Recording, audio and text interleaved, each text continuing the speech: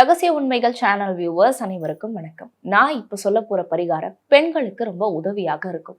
குறிப்பா திருமணம் ஆகிட்டு கணவரோட பிரிந்து இருக்கிற பெண்கள், அதே மாதிரி திருமணம் இன்னும் ஆகாம தனக்குள்ளேயே ஒரு தாழ்வு மனப்பான்மையோட நான் அழகாக இல்லை, அதனால இன்னும் திருமணம் நடைபெறல அப்படின்னு இருக்கக்கூடிய பெண்கள், இவங்களுக்கெல்லாம் இந்த பரிகாரம் ரொம்பவே உதவிகரமாக இருக்கும். ஆன்மீகத்தின் மீது நம்பிக்கை இருந்தா நிச்சயமா இந்த பரிகாரத்தை நீங்க செய்து பாருங்க. ஸ்ரீ பால திரிபுர சுந்தரி ஸ்ரீ பால திரிபுர சுந்தரி அப்படிங்கிற அம்பாள் வழிபாடு நீங்க செய்யறதன் மூலியமா உங்க கணவரோட நீங்க சேர முடியும்.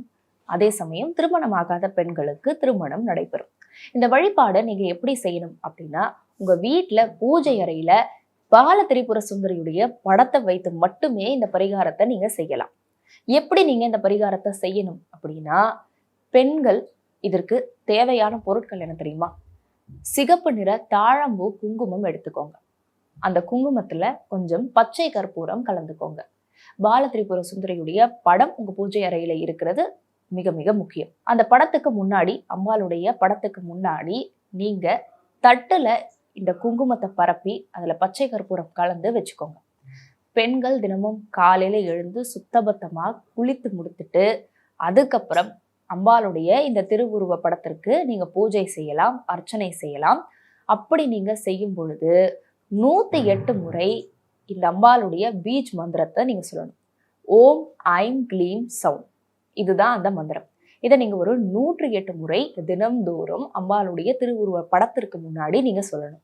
சொல்லி முடிச்சுட்டு அந்த குங்குமத்தை நீங்க நெத்தியில வச்சுக்கணும்.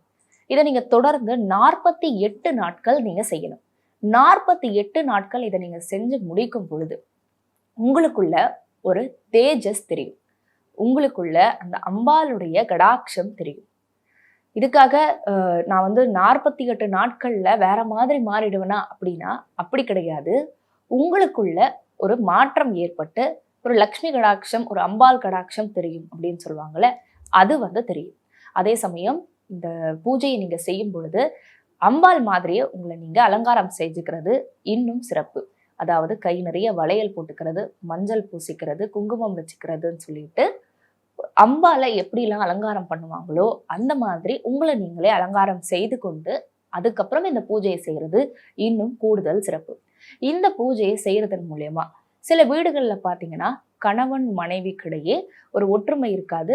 சில நேரங்கள்ல கணவருக்கு மனைவியுடைய தோற்றம் பிடிக்காம இருக்கலாம், ஒரு ஈர்ப்பு இல்லாம இருக்கலாம். அந்த மாதிரி காரணங்களால பிரிந்து இருக்கக்கூடிய பெண்கள் இந்த பரிகாரத்தை நீங்க செய்யறதன் மூலியமா கணவரோட சேர்ந்து சந்தோஷமா வாழ முடியும் அப்படின்னு ஆன்மீக சாஸ்திரங்கள் சொல்லுது. இன்னும் இந்த மாதிரி பல பயனுள்ள ஆன்மீக தகவல்களோடு அடுத்தடுத்த வீடியோஸ்ல நான் உங்களை சந்திக்கிறேன். Until then, it's bye from Soundarya Shivraj.